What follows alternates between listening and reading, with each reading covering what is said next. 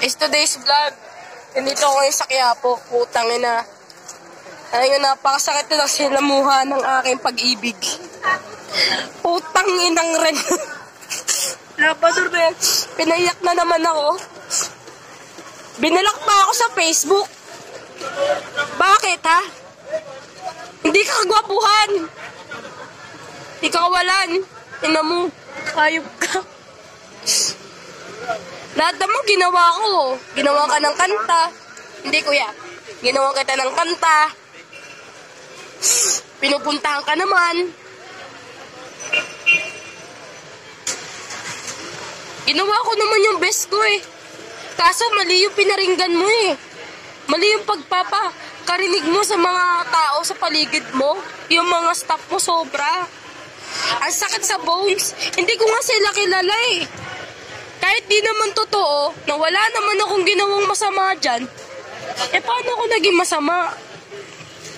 Minsan ka lang umibig ulit eh.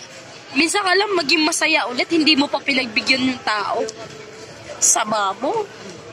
Sama mo sa akin. Kaya talaga siguro mas higit pa kapatid mo na lang minahal ko kaysa ikaw yung minahal ko eh.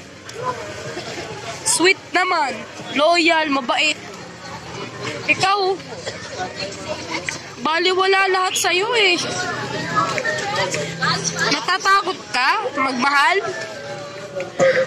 Natatakot ka magmahal, Rendo Labador, na isang gaya ko lang?